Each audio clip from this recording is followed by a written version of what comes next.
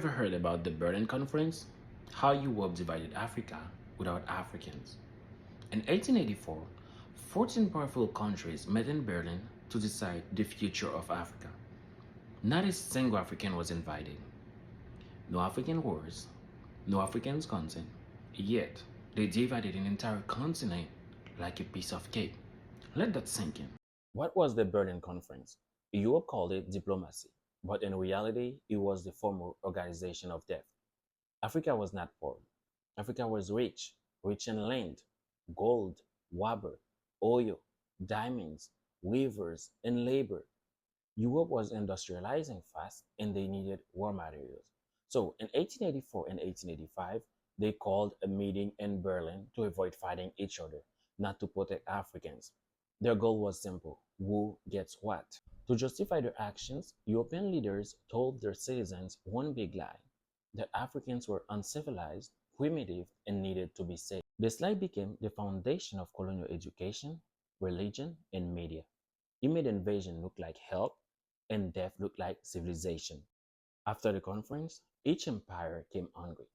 King Leopold II of Belgium, one of the most brutal rulers in history, claimed the Congo as his personal property. Not even Belgium. Millions of Congolese were killed or mutilated for robber and profit. That is why many historians call him the cannibal king, not because he ate flesh, but because he consumed life. Germany planted its flag in Namibia, Cameroon, and Tanzania. In Namibia, Germany committed one of the first genocides of the 20th century against the Herero and Nama people.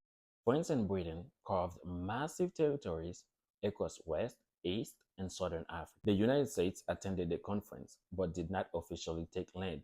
Instead, it supported free trade and missionary influence, especially to Liberia, a country founded under US control. European rulers used rulers and pencils to draw borders on maps.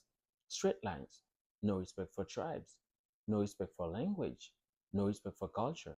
They split families. They forced enemies into the same country. They divided people who had lived together for thousands of years. That is why many African conflicts today are not tribal problems, they are colonial border problems. Yes, colonizers built railroads, but not for Africans. Railroads were built to move minerals to port, export raw materials to Europe, and reach empire, not local people. Colonial systems were never designed for African prosperity. Africans were forced to change their names, abandon their languages, reject their spiritual systems, adopt European languages, religions, and values. So, today we ask deep questions. What does it mean to be Nigerian? What does it mean to be Malian? These identities were not ancient.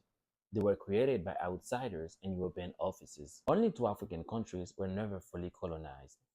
First, Ethiopia, because it defeated Italy militarily at the Battle of Adwa. Second, Liberia, because it was founded under US influence and control. Why this history matters today? This history explains political instability, economic dependency, identity confusion, and psychological trauma. History is not just about the past, it shapes who we believe we are. If you don't understand history, you will blame Africans for problems that was engineered centuries ago.